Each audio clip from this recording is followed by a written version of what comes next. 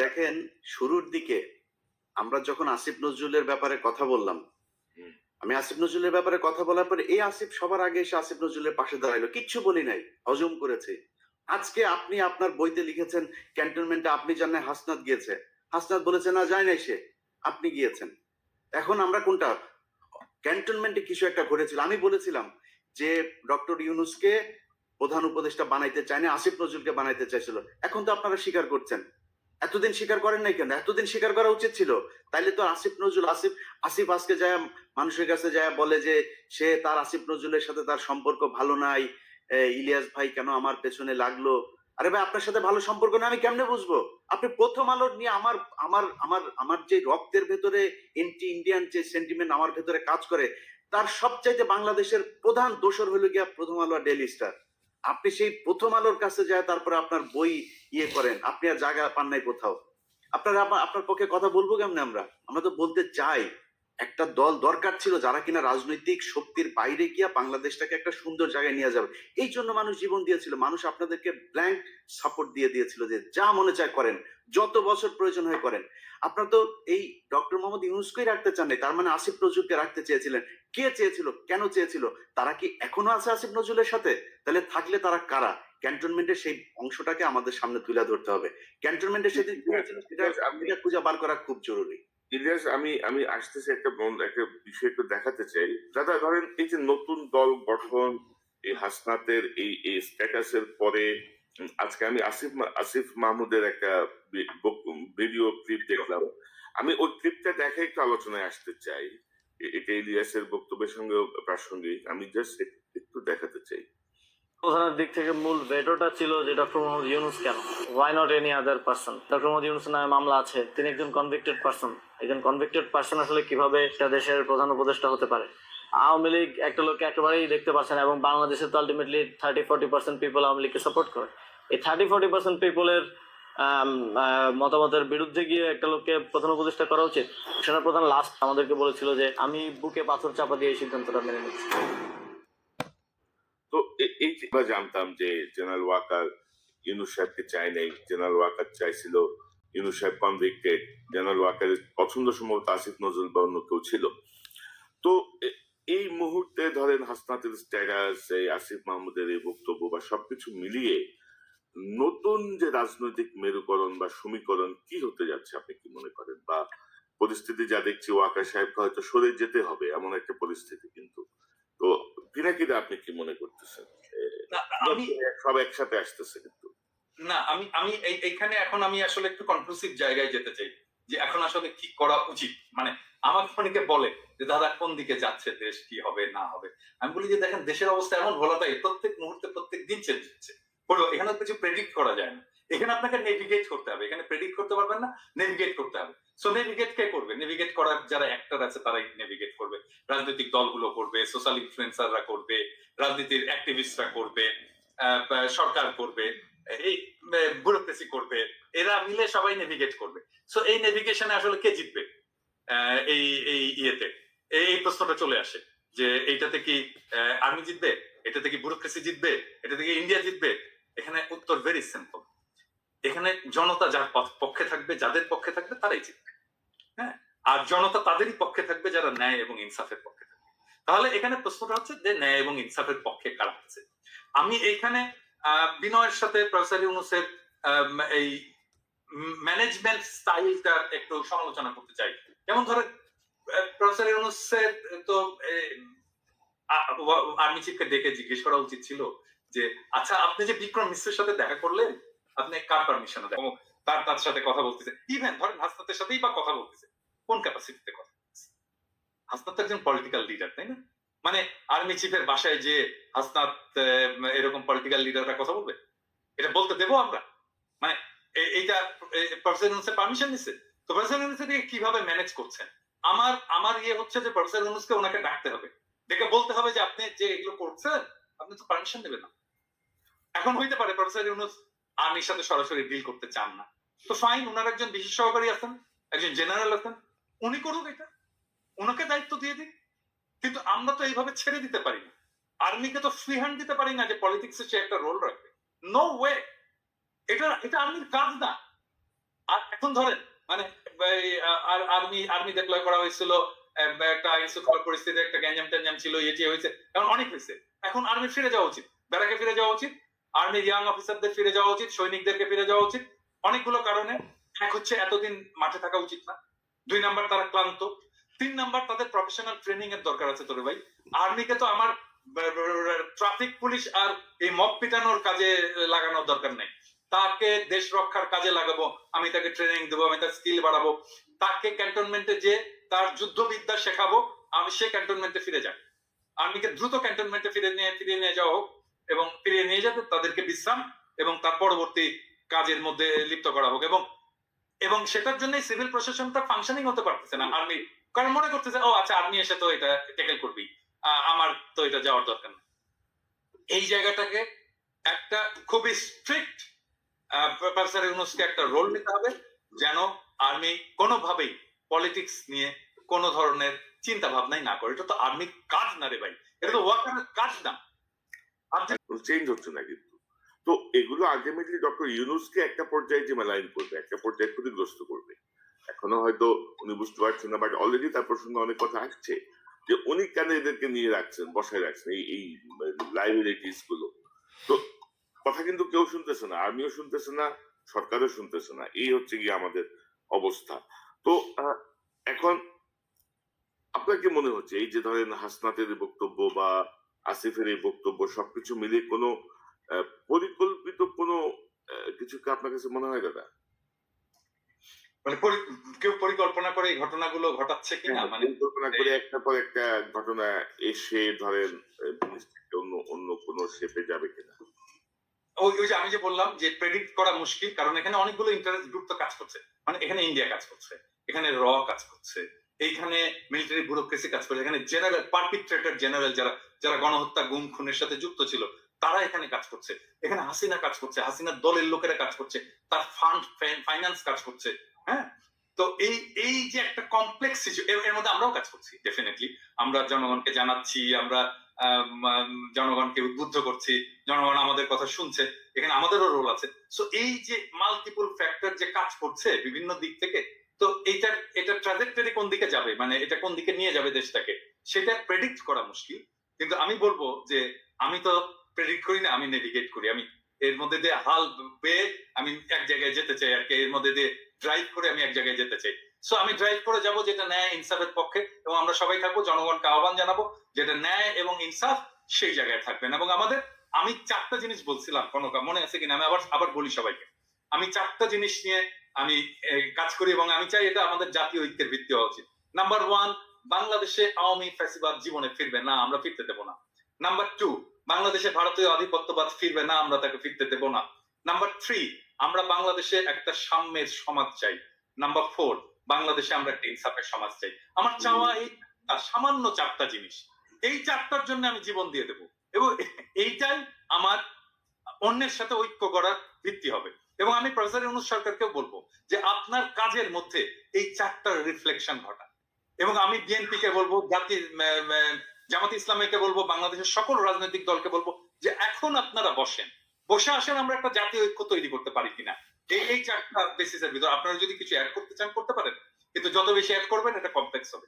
এবং আমি বিএনপির যত নেতার সাথে কথা বলছি, জামাতের যত নেতার সাথে কথা বলছি, ইভেন জামাতের বাইরেও যত নেতার সাথে কথা বলছি, এমনকি ছাত্রদের যত নেতার সাথে কথা বলছি, এই 4টা পয়েন্টে কিন্তু কেউই ডিসএগ্রি করেনি, কিন্তু ফর্মালি আমরা কেন বলতে পারতেছি না এটাকে আমার এটা ঐক্যের প্ল্যাটফর্ম হবে, এর উপরে দাঁড়িয়ে আমরা আমাদের পরবর্তী রাজনীতি নির্মাণ করব। রাইট। তবে দাদা, এই যে সেনাপ্রধানের উদ্ভূত যে পরিস্থিতি, বক্তব্য, এটা নিয়ে আমার মনে হয় যে আইএসপিআর এর একটা ব্যাখ্যা খুব জরুরি। আসলে সেনাপ্রধান কেন বলেছেন, কোন প্রেক্ষিতে বলেছেন, কি বিষয়, এটা ব্যাখ্যা আমরা খুব সহজে দিতে পারে, কিন্তু আইএসপিআর কি ঠিক কথা বলবে? মানে আইএসপিআর সেটাই বলবে যেটা তাকে বলে দেওয়া হবে। এটা ইয়ে না, আমরা এটা অনেক পরে জানতে পারবো যে আসলে কেন এটা হয়েছিল। আমি একটা ইন্ডিকেশন পাইছি যে আসলে উনি কেন এত ভয় পাইছেন, একটা ইন্ডিকেশন পাইছি, এটা কালকে বলবো নি আমার দর্শকদেরকে। না, মানে সামথিং রং আর কি, সামথিং রং। আর ডক্টর ইউনূসের প্রতি আহ্বান যে আপনি আর একটু স্ট্রংলি বিষয়গুলো হ্যান্ডেল করেন। ইলিয়াস, আপনি কি মনে করেন, মানে পরিস্থিতি কি কি দেখতেছেন, কোন দিকে যাচ্ছে, বা এই আপনার মনে কোনো আশঙ্কা আছে কিনা? না, আমিও কনক্লুশনে যাই, কারণ ওই যে এতক্ষণ যা বললাম সেটা একজন দেশের নাগরিক, আমার মনে হয় একজন দর্শক যে চিন্তাটা করছে সেই কথাগুলো আমি কিছুক্ষণ আগে বললাম, কিন্তু এখন এইখানে যদি আলোচনা শেষ হয় তাহলে মানুষ হোপলেস হবে, তাহলে কি হচ্ছে কি কি হইতে পারে। কারণ আমাদের দেরি হয়ে গেছে, এটা সত্য কথা। যদি আপনি চিন্তা করেন এখন আমরা বলছি সবাই আওয়ামী লীগকে নিষিদ্ধ করতে হবে, মানে আমার এই কথাটা মানে দুই ভাবে করার সুযোগ নাই। আওয়ামী লীগ নিষিদ্ধের ক্ষেত্রে পৃথিবীর ভিতরে যদি একটা প্রাণী জীবিত থাকে সেটা আমি সবার আগে, বাট তারপরও যুক্তির খাতিরে বলি, কারণ বাংলাদেশে মুসলিম লীগ আছে না এখনো, বাংলাদেশে এখনো জাসদ বাসদ টাসদ বহুত দল আছে না, নিষিদ্ধ করা লাগে নাই তো, নিষিদ্ধ করতে হয়েছে না। এই নিজামী ইসলামী পার্টি টার্টি অনেক পার্টি ছিল, বড় বড় পার্টি ছিল, ইভেন মাওলানা ভাসানীর দল পর্যন্ত তো এখন খবর নেই। যদি মানুষ না চায় দল এমনিতেই চলবে না, দল এমনিতে ব্যান্ড হয়ে যায়। মানুষ চায় কিনা, মানুষ তো চায় না। আমরা আলোচনা করেই বোধহয় আওয়ামী লীগ আরো বেশি মানে চাই কি না চাই, কিন্তু আমরা তাদেরকে চাই না না চাই তার চাইতে সবার আগে আমাদের চোখের সামনে যে আওয়ামী লীগ গুলো আছে তাদেরকে আমরা সরিয়েছি এখন পর্যন্ত।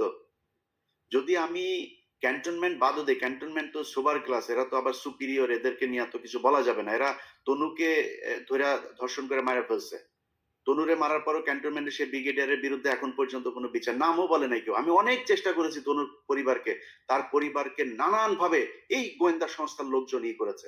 এই দেশে যদি সেনাবাহিনীর নিয়ে বলতে যায়, 5 তারিখের পর থেকে যত সমস্যার কারণ, সব সমস্যার মূল কারণ হচ্ছে সেনাবাহিনীর কতিপয় এই দুষ্কৃতিকারী। এরা 32 নম্বরে ভাঙতে যাওয়ার সময় বাধা দিয়েছে, এরা প্রথম আলো সামনে নিয়ে তারপরে সেনাবাহিনী দাঁড় করিয়ে রেখেছে, এরা গিয়ে এই পর্যন্ত যত আলেমরা বের হয়েছে সে আলেমদেরকে আপনি জানেন কনক ভাই, আমি আমি সেনাবাহিনীর প্রতিনিধিকে আমি আমি একদম সরাসরি বলেছি যে আপনাদের এই অফিসার করছে, বললো হ্যাঁ আমরা দেখছি, আমি এখনই দেখছি, আমাদের সামনে বসে ফোন দিল ঢাকাতে। কি হয়েছে? এখনো পর্যন্ত আলেমদেরকে জামিন দেয় না। জজ সাহেব জামিন দেয়, সেনাবাহিনীর এই ডিজিএফআই ফোন করে তারে থ্রেট করে। এই জন্য সেনাবাহিনী, এই জন্য আমাদের দেশে সেনাবাহিনী নাকি? তো এটা করছে সেনাবাহিনী এখন পর্যন্ত। আওয়ামী লীগ যদি নাকি আপনি ছাত্ররা, আমি আপনাদের অনেক কমপ্লেন করলাম, এখনো পর্যন্ত আপনাদের সুযোগ দিচ্ছে, আগেই বলেছে খুব বেশি দিন সময় নাই। এই ছাত্রদল ছাত্র শিবির যাদেরকে আপনারা এখন তুচ্ছ তাচ্ছিল্য করে কিছুই নিজেদেরকে বিশাল আকারে সাম্রাজ্যের মালিক মনে করেন, এই ছাত্রদল ছাত্র শিবিরের কারণেই 5 তারিখের ঘটনা ঘটানো সম্ভব হয়েছে। আপনাদের পক্ষে করা সম্ভব হইতো না এককভাবে, এটা মনে রাখেন। তাদেরকে নিয়ে ছাত্রদল ছাত্র শিবির মারামারি করবে, টেন্ডারবাজি করবে, অনেক কিছু করতে পারে। তাদের ব্যাপারে কথা বলতে গেলে খুব সাবধানে কথা বলেন, যারাই 15 বছর অন্তত সরকারের সাথে হাত মেলায় নেয় তাদের ব্যাপারে। সো তাদেরকে হিসাব করে যেমন কথা বলতে হবে। আর আপনারা যারা কিনা এখন পর্যন্ত আওয়ামী লীগের যে লোকজনগুলো আছে, যারা মনে করেন যে আপনারা কয়দিন পর টাকা পয়সা নিয়ে তারপরে খুব ভালো অবস্থানে থাকবেন, সেই ছাত্রদেরকে বলতে চাই, যদি নাকি আসলে এই দেশে থাকতে চান, আমি আবারও রিপিট করি, দেশে যদি থাকতে চান, পরিস্থিতি যা হয়েছে আপনি দেশেই থাকতে পারবেন না। আসিফ নজরুল অলরেডি তার বউ বাচ্চা আমেরিকায় পাঠিয়ে দিয়েছে, সে টাকা পয়সা যা পাঠাচ্ছে একদম দায়িত্ব নিয়ে বলছি, আপনাদেরকে গ্যারান্টি দিয়ে দিলাম, আসিফ নজরুল আমেরিকাতে প্রপার্টি কিনেছে, প্রপার্টি কার মাধ্যমে কিনেছে সেটাও জানি। পরিস্থিতি আসুক, পরিস্থিতি আসলে আপনারা জানতে পারবেন, তখন এই ক্যান্টনমেন্টের ঘটনা যেমন আজকে বের হয়েছে ওইভাবে সবকিছু সামনে নিয়ে আসা হবে। আচ্ছা, এই যে টাকা পয়সা নিয়ে করছেন এটা নিয়ে বাঁচতে পারবে না, কি করতে হবে? যেটা করতে হবে সেটা হচ্ছে এই যে হত্যা মামলার আসামিগুলো আছে না, এটার উপর আপনাদেরকে সবার আগে এমফেসিস করতে হবে। আপনারা যারা আহত হয়েছে না তাদের চিকিৎসার জন্য সর্বোচ্চ করতে হবে, যারা নিহত হয়েছে তাদের পরিবারকে খুব দ্রুত বড় অঙ্কের রাষ্ট্রীয় কোষাগার থেকে তাদের জন্য করতে হবে। এর আগে আমি বলেছি, পিনাকিদা বলেছে, আমরা একদম স্পষ্ট ভাবে যে যদি আপনার টাকার প্রয়োজনের ফান্ডের প্রয়োজন আমাদেরকে বলেন, আমরা ফান্ড কালেক্ট করে দেব। বাংলাদেশের মানুষ এই জুলাইয়ের যে শহীদ তাদের জন্য তাদের সর্বোচ্চ স্যাক্রিফাইস করতে রাজি আছে। আপনাদের কারণে মানুষ সেগুলো নিয়ে কথা বলে না, কারণ আপনারা তোলেনি না। মাঝখানে একবার কষ্টের কথা বলি, মাঝখানে একবার এরা পঙ্গু হাসপাতালের সামনে গিয়ে দাঁড়াইলো, আমি একজন ছাত্র উপদেষ্টাকে সমন্বয়কে আমি বললাম যে ভাই এই মানুষগুলো এখনো পর্যন্ত আমাদের মিডিয়াতে কথা বলে তারপর চিকিৎসা নিশ্চিত করতে হবে। সে আমার কি জবাব দিছে জানেন দাদা? সে আমারে বলে যে ভাই এরা হইছে উপদেষ্টা হইতে চায়, বুঝছেন? আমার এরা উপদেষ্টা হইতে চায়, এদের অন্য ধান্দা আছে। যে কোনো ডিসেন্ট ভয়েস কে, যে কোনো প্রমিনেন্ট ডিসেন্ট ভয়েস কে বলা শুরু করে আর কি, যে উপদেশটা হইতে পারেনি জন্যই এরকম। এগুলি করে।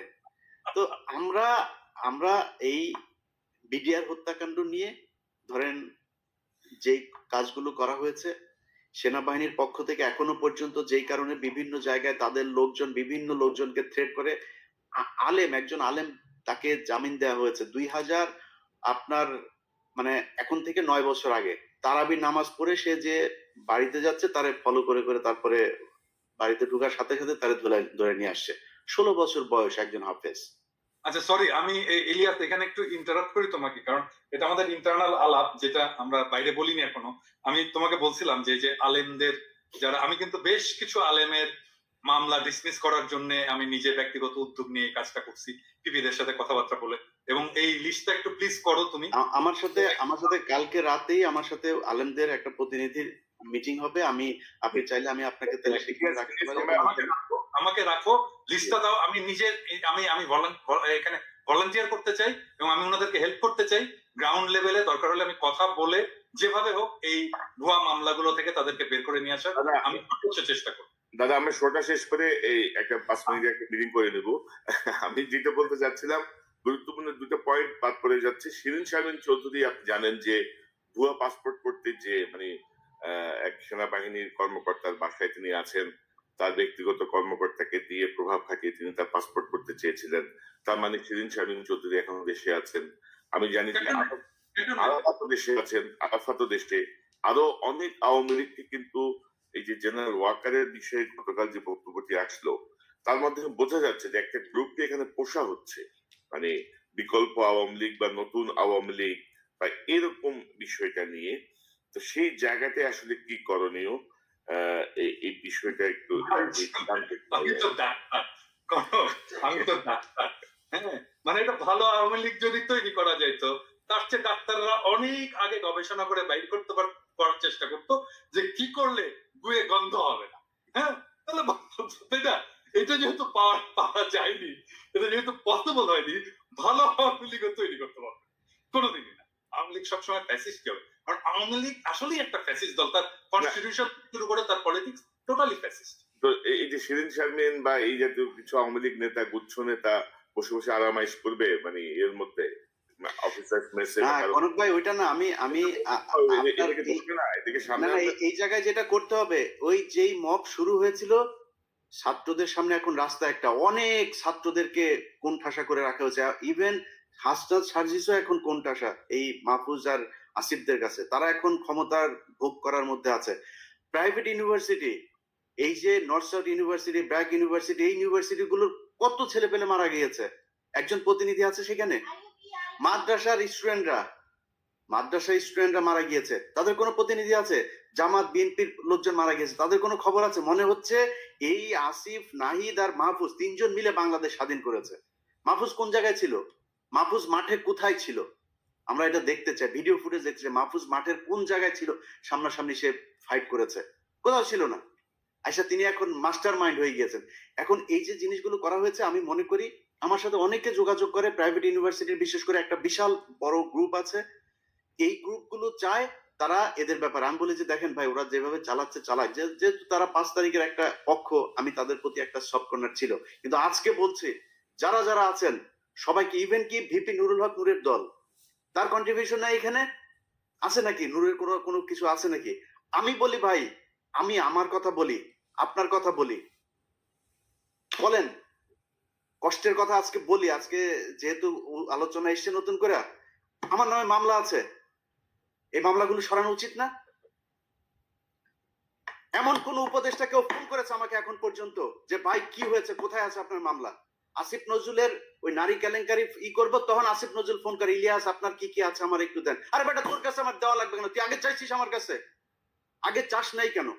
আগে যদি চাইতি তাহলে তোর আমি দিতাম। এরপরে আজ পর্যন্ত কেউই করে নাই, কেউ করে নাই। আমরা এটার কোনো পক্ষ না, আমাদের কাছে জিজ্ঞেস করার প্রয়োজন। আমাদের কোনোদিন একটা ফোন করে তো কোনো মন্ত্রণালয় থেকে ফোন করে বলে নাই যে ভাই আপনারা, আপনাদের প্রতি কৃতজ্ঞতা, একটা চেয়ারটা তো পাইছিস আর বসে গেছিস। চেয়ার কি এমনি এমনি হয়েছে নাকি? এই বাংলাদেশে আজকে যে মানুষের যে ভারত বিরোধী যে মনোভাব, এটা ইলিয়াস, পিনাকি, কনক স্যার তারা তৈরি করেছে, এই জন্য হয়েছে। এত সহজে আসে নাই। যেই সময় আপনারা কথা বলতে পারেন নাই, যেই সময় কনক স্যারের বোন জেলখানায় ছিল, সেই সময় আপনারা কই ছিলেন? কোথায় ছিলেন? কি ছিল? একটা পোস্ট করতে পেরেছেন ফেসবুকে? এখন মুখ বড় করে অনেক বিএনপির নেতাও বলে ফেলেন যে বাইরে বসে কিছু মানুষ খায়া দেয়া কাম পায় না। এই কথাটা ৭ মাস আগে বলতি, তাইলে বুঝাইতাম। ৭ মাস আগে বলিস নাই কেন? তো আমি মনে করি বাংলাদেশে সবাইরে তো ঢালাওভাবে বলা সম্ভব না। জামাত, বিএনপি, হেফাজত, এই প্রাইভেট ইউনিভার্সিটি, পাবলিক ইউনিভার্সিটি, এই যে এখন দেখেন যেখানে যাচ্ছে তারা মার খাচ্ছে। কারণ কি? কারণ ওই পক্ষটা তাদের এই কার্যক্রমকে পছন্দ করে না। সো আমি মনে করি তাদের কালকে থেকে যেখানে সময় টিভিতে এখন পর্যন্ত খুনিরা বসে অফিস করে। ভাই খুনি কেমনে অফিস করে? তা বলেন তাইলে যে কেউ মারা যায় নাই। আপনি হত্যা মামলার আসামিরা আপনি অফিস করতে দেন। এটা কোন ধরনের নাটক? আশিক রহমান এই যে আরটিভির হত্যা মামলার আসামি কই? আপনি তারা ধরেন না। সো কালকে থেকে লিস্টিং করতে হবে কোন কোন অফিসে এখন পর্যন্ত হত্যা মামলার আসামিরা আছে, আওয়ামী লীগের দোষর আছে, সেই অফিসে যায় তারপরে বাই ফোর্স তাদেরকে ওখান থেকে সরাইতে হবে। সাংবাদিক, প্রথম আলোর যেসব সাংবাদিকরা এই বাংলাদেশে ভুয়া জঙ্গি বানায় তারপরে তাদেরকে 12 বছর গুম করে রেখেছে, তাদেরকে কি করতে হবে? সবচাইতে বড় কাজ যেটা, সেটা হচ্ছে যারা এই 12 বছর গুম ছিল, ভাই আপনারা লোক পান না, কারে কোথায় বসাবেন, কে ভালো মানুষ? আরে ভাই ভালো মানুষের দরকার নেই, খারাপ মানুষের নিয়ে বসান। মনে করেন গুম ছিল এরা খুব খারাপ মানুষ, পরে নিয়ে বসান, ও যাই করুক অন্তত বিট্রে করবে না। আওয়ামী লীগকে আনার জন্য ওরা কোনো কাজ করবে না, কারণ ওরা 12 বছর গুম ছিল। এই লোকগুলির কোথাও বসানো নেই। গুম ঘরে নিয়ে যায় পরিদর্শনে, সেখানে হাসিনুর রহমানরে নিয়ে যায় না। আপনি কোন দেশে আছেন? আপনার এই ওয়াকারের গায়ে আগুন জ্বলা যায় হাসান নাসের আর আসিনুরের নাম শুনলে। আপনি কি ওয়াকার মিয়া? আপনার জীবনের সবচাইতে বড় পাপ, আপনি যে দোজকে যাবেন, আপনি নাকি মাগরিব থেকে এসা পর্যন্ত আপনি নাকি কোরআন ছাড়া কিছু বুঝেন না। আমাদেরকে বুঝাই গেল ভাই, আজকে বলি নামটাম না বলি, আমার আর কনক ভাইরে আর্মির প্রতিনিধি দল এসা নিউ ইয়র্কে এসে বুঝাই গেল উনি মাগরিব থেকে এসা পর্যন্ত কারোর সাথে দেখা করেন না, কোরআন শরীফ পড়েন। এইভাবে নাকি কেমন পরে চশমা চোখে দিয়ে এইভাবেও দেখা গেল না, একদম সামনে বসা। আমরা বিশ্বাস করলাম। আমরা কিন্তু তারপর থেকে পিনাকি দাদার কাছে আমি মাপ চাই আজকে। পিনাকি দাদা আমারে বলছে যে তুমি ইয়ারে কেন করলা, ওয়াকারে কেন ব্ল্যাঙ্ক সাপোর্ট দিলা? ওকে দাদা ইয়ে করেন, দেখেন বিডিআর এটা নিয়ে ভালো একটা রেজাল্ট আসবে। ফারাবির এখন পর্যন্ত ছাড়ে নাই। আমারে বললো ইলিয়াস আপনি কি চান? আমি বললাম আমি চাই বাংলাদেশের আলেমগুলো, যেই আলেমরা, যেই ছাত্রদল, ছাত্র শিবির, যেই লোকগুলোকে শেখ হাসিনা 12 বছর জেলে পাঠিয়েছিল, তাদের সবাই ছাড়বেন। ফারাবির নাম ধরে বলেছে, ফারাবির এখন পর্যন্ত ছাড়ে নাই। তো পিনাকিদার কথা সেদিন না শুনে আমার ভুল ছিল, আজকে বুঝতে পারলাম। এই জন্য পিনাকিদার কাছে সরি। অতএব এই জায়গাগুলো ঠিক করতে হবে। আমরা কারোর আর বিশ্বাস করি না, আবার ফের সেই জায়গায় আসতে হবে। যারা আছেন কালকে থেকে লিস্টিং করতে হবে, লিস্টিং করে তারপরে ঠিক করতে হবে কোথায় কোথায় কোন কোন অফিসে আওয়ামী লীগের দালাল আছে। দল নিষিদ্ধের আগে এদেরকে আগে এখান থেকে সরাইতে হবে। নাইলে যারা এখন এই যে আওয়ামী লীগের লোকজন দেখেন, বিএনপির ভাই এবং জামাতের ভাইদের বলি, তারা এখন আপনাদের দলে যাওয়ার জন্য পারাপারি করে না, কালকে দেখবেন সবার আগে আপনারে ধরবে। অতএব জামাত, বিএনপি কোন দলের মধ্যে কোনো ভাগাভাগি নাই। আপনাদের ভেতরে রাজনৈতিক সমস্যা থাকবে, খুনোখুনি হবে, মারামারি হবে, সব হবে, এক জায়গায় এক হইতে হবে। সেটা হচ্ছে আওয়ামী লীগ বাংলাদেশে কোনোভাবে পুনর্বাসিত হইতে পারবে না। ব্যাস, এই জায়গায় আর কোনো কিছু নেই। সবাই প্রস্তুতি নেন, আবার বিপ্লব শুরু হবে ইনশাল্লাহ। দাদা আপনার কোনো মন্তব্য? আমার নামেও কিন্তু একটা মামলা শুধু কালাই পেয়েছে, তাও এটা কিন্তু কেউ উদ্যোগ নেয়নি। কারণ আমার মামলার সাথে ছিল মুশফিকুল ফজল আনসারী আর ওই যে আশিক ছেলেটা তো খুব নামকরা অ্যাক্টিভিস্ট এবং খুব উদ্যমী ছেলে। ও নিজে এটা করছে, সেই জন্য ওর সাথে সাথে আমার মামলাটা খালাস হয়েছে। তো আমার অন্য মামলাগুলো কিন্তু কোনোটাই খালাস হয়, সবগুলোই আছে। আরে আমারও তো একই অবস্থা। আমার তো বোধহয় মামলা 4টা না 5টা, তার মধ্যে একটা গেছে রাষ্ট্রদ্রোহ, যেটা তারেক রহমান সাহেব 1 নম্বর আসামি। ওইটা তাও গিয়েছে কারণ হচ্ছে 21 টিভির চেয়ারম্যান ওইটার আসামি ছিল, ওনারা যেহেতু কাজ করেছে, নাহলে হয়তো ওইটাও যাইতো না। আর বাকি দিয়েছে মানে ডিজিটাল সিকিউরিটি একেবারে আরো 3-4টা আছে, আমার জানিও না, মানে কারোর কোনো খোঁজ খবরও নাই যেটা। আমরা তো মানে কি বলবো আর কি। তো দেখা যাক, নতুন মেরুকরণ একটা শুরু হয়েছে মনে হচ্ছে। এই ভালো হইলে ভালো, না হইলে তো সব সোজা হয়ে যাবে। তো দেখা যাক কি দাঁড়ায়। পিনাকি ভট্টাচার্য আপনাকে ধন্যবাদ, অসংখ্য ধন্যবাদ। ইলিয়াস হোসেন আপনাকে ধন্যবাদ।